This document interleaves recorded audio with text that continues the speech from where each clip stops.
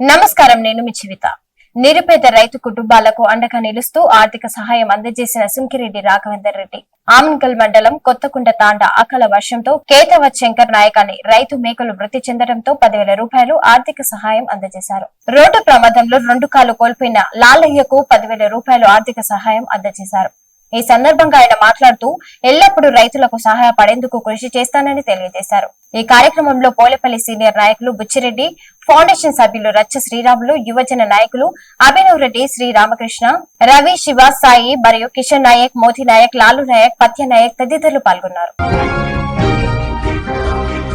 కల్వకుర్తి మున్సిపాలిటీలో out sourcing ఉద్యోగులకు, కార్మికులకు జీతాలు ఇవ్వలేదని కార్మికుల సోదరులు పాత గ్రామ పంచాయతీ కార్యాలయం వద్ద నిరసన నిర్వహించారు. అవుట్ సోర్సింగ్ ఉద్యోగులకు, కార్మికులకు ఆదిత్య ఎంటర్ప్రైజెస్ ఏజెన్సీ ద్వారా జీతాలు చెల్లించే పద్ధతి ఉండటంతో మార్చి నెల జీతాలు ఏజెన్సీ ద్వారా జమ చేయాల్సి ఉంటుంది.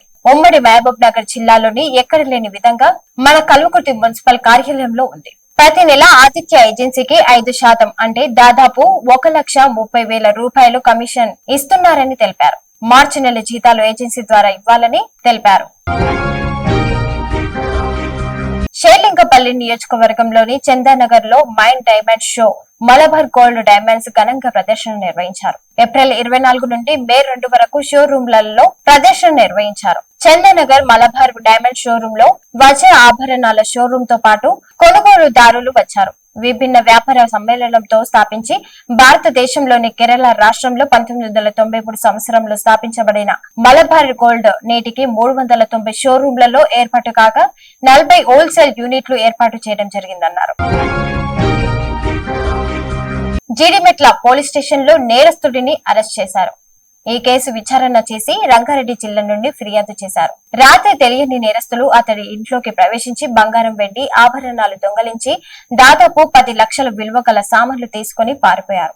సైబరాబాద్ వివిధ పోలీస్ స్టేషన్ లో 30కి పైగా ఇంటి దోపిడీ కేసులలో పాల్గొన్న తన సహచరులతో పాటు నిందితుడిని జైలుకు పంపారు. అతన్ని చట్ట ప్రకారం అదుపులోకి తీసుకుని సంవత్సరం పాటు జైలుకి పంపారు. పోలీసులు ఈ కేసును విజయవంతంగా గుర్తించారు.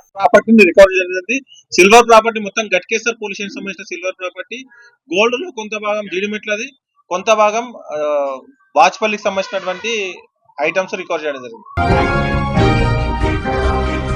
ఇంటర్ విద్యలో నెలకొన్న అక్రమాలను ఆపాలని, సమస్యలు పరిష్కరించాలని డిమాండ్ చేస్తూ ఇంటర్ బోర్డు కార్యాలయం ముందు నిరసన నిర్వహించారు. ముట్టడిని అరెస్ట్ చేసి ముషీరాబాద్ పోలీస్ స్టేషన్ కి తరలించడం జరిగింది. కార్పొరేట్ మాఫియాని అరికట్టాలని డిమాండ్ చేశారు. Thanks for watching.